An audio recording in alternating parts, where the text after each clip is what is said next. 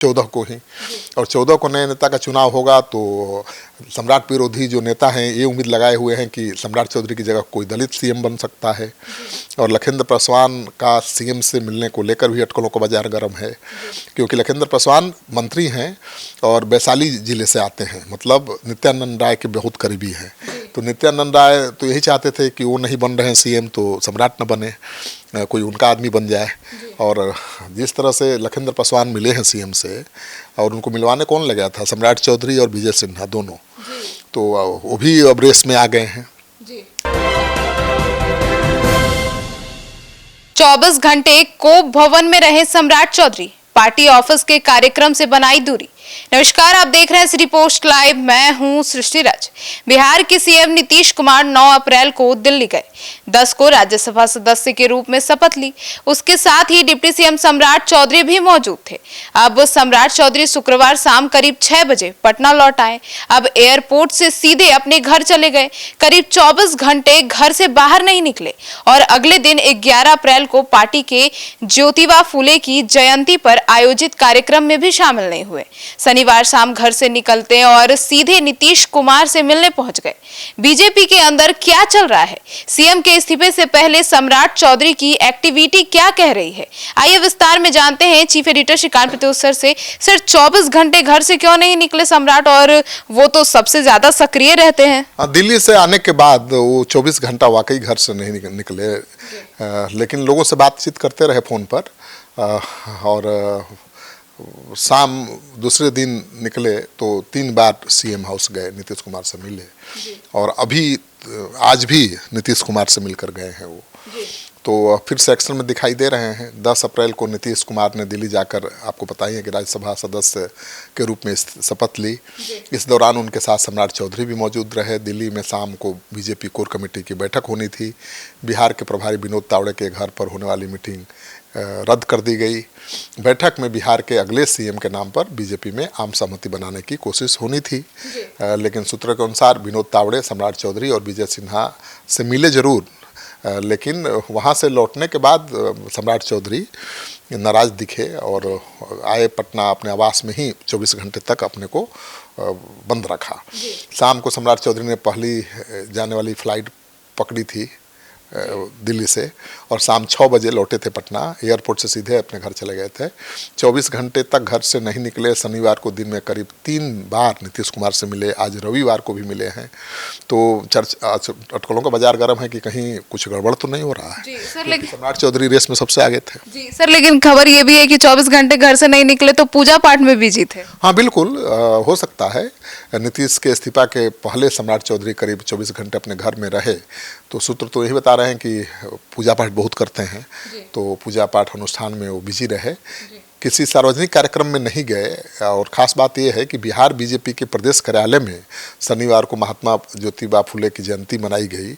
उस कार्यक्रम के मुख्य अतिथि सम्राट चौधरी ही थे कार्यक्रम में, लेकिन वो पहुँचे नहीं। तो पटना में रहते हुए दफ्तर में आयोजित कार्यक्रम में नहीं पहुंचना, उसको लेकर भी अटकलें तेज हो गई। और सम्राट चौधरी तो पार्टी के हर कार्यक्रम में बढ़ चढ़ कर हिस्सा लेते हैं, लेकिन ज्योति फूले के कार्यक्रम से क्यों दूरी बनाई, इसको लेकर भी चर्चा शुरू हो गई। इस कार्यक्रम में उप मुख्यमंत्री विजय सिन्हा, मंत्री दिलीप जायसवाल, लखिंद्र पासवान, रामकृपाल यादव सब मौजूद थे। सर, लेकिन सम्राट चौधरी के कोप भवन में जाने की वजह क्या है? सम्राट चौधरी कोप भवन में नहीं गए थे। 24 घंटे तक वो बाहर नहीं निकले। मतलब मैंने कहा है कि धार्मिक अनुष्ठान पूजा पाठ में लगे होंगे और तैयारी भी तो कर रहे होंगे, तो उसको कोप भवन नहीं कहा जा सकता है।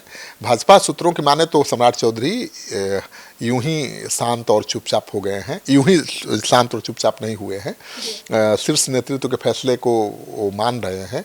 कुछ फैसले में तब्दीली आई होगी। बीजेपी सूत्रों की माने तो उन्हें और पार्टी के अन्य नेताओं को नई सरकार बनने तक ज़्यादा एक्टिव नहीं रहने को कहा गया है, खासकर मीडिया में बयान देने से परहेज करने के लिए कहा गया है। तो पार्टी के प्रवक्ताओं को पार्टी के फैसले और नीतियों को बताने को कहा गया है। दरअसल मीडिया में सम्राट चौधरी का नाम बतौर भावी सीएम खूब उछाला जा रहा है, रेस में सबसे आगे बताया जा रहा है। शुक्रवार को पटना बीजेपी कार्यालय के बाहर डिप्टी सीएम सम्राट चौधरी को सीएम बनाने की मांग वाला पोस्टर भी लगा था। पोस्टर लगने के मात्र 1 घंटे बाद ही उसे पार्टी कार्यालय के सुरक्षा कर्मी ने फाड़ कर हटा दिया। इस घटना की खूब चर्चा हुई। सवाल उठे कि सम्राट ने खुद पोस्टर हटवाया या किसी और ने हटाने का आदेश दिया। पोस्टर वाल्मीकि समाज संघ की ओर से लगाया गया था।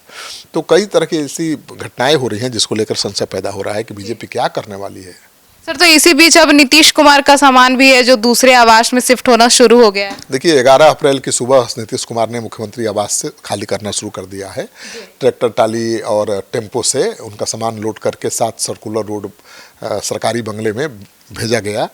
चर्चा है कि नीतीश 14 मार्च को इस्तीफा दे सकते हैं और इसके बाद 7 सर्कुलर रोड वाले बंगले में शिफ्ट हो जाएंगे। और मेरे पास जो खबर है कि 14 तारीख को आखिरी कैबिनेट की बैठक होगी।